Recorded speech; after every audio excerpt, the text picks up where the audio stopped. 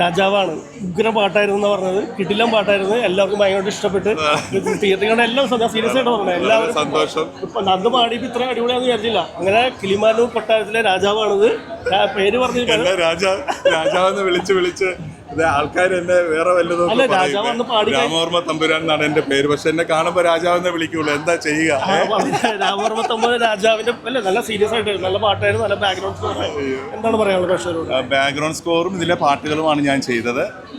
ഒരു തിയേറ്റർ എക്സ്പീരിയൻസിന് വേണ്ടിയിട്ട് ഇന്നത് കണ്ടു. പക്ഷേ ബാക്ക്ഗ്രൗണ്ട് സ്കോർ ചെയ്യുമ്പോൾ തന്നെ ഞാനിത് കാണുമല്ലോ, അപ്പോൾ കണ്ടുകൊണ്ടാണല്ലോ ബാക്ക്ഗ്രൗണ്ട് സ്കോർ ചെയ്യുന്നത്. പിന്നെ അതിലെ പാട്ടുകൾ പിന്നെ ഇപ്പോൾ തിയേറ്ററിൽ കണ്ടു, നല്ല രസമായിട്ട് വന്നിട്ടുണ്ട്. എല്ലാം സൗണ്ട് മിക്സും എല്ലാം നന്നായി വന്നിട്ടുണ്ട്. പാട്ടുകളൊക്കെ നിങ്ങൾക്ക് ഇഷ്ടമായെന്ന് അറിയില്ല, അതിലേറെ സന്തോഷം. ആലി എന്ന് പറഞ്ഞ സോങ്ങാണ് ഇതിൻ്റെ ഒരു തീം സോങ്.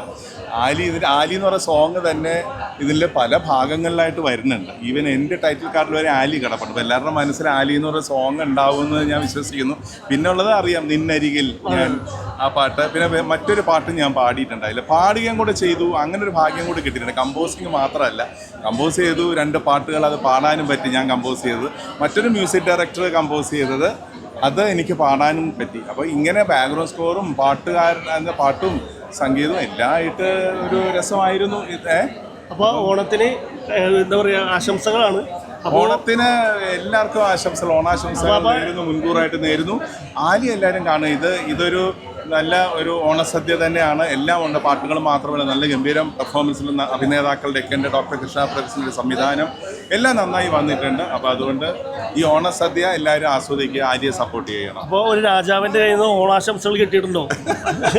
അപ്പോൾ ഓണാശംസകൾ എൻ്റെ ഹൃദയം നിറഞ്ഞ ഓണാശംസകൾ എല്ലാവർക്കും. അപ്പോൾ എല്ലാവരും രാജാവിന് ഓണാശംസകൾ. അങ്ങോട്ടും രാജാവും രാജഭരണമൊക്കെ പോയി, അത് മതി ആൾക്കാർക്ക്. ഇത് ഓരോ തമാശ പറയാം, അടുത്ത രാജാവൊന്നുമല്ല കേട്ടോ. ഇത് വെറുതെ തമാശ, ഒരു ആ സ്നേഹവും ബഹുമാനവും അത് ഞാൻ മനസ്സിലാക്കുന്നു.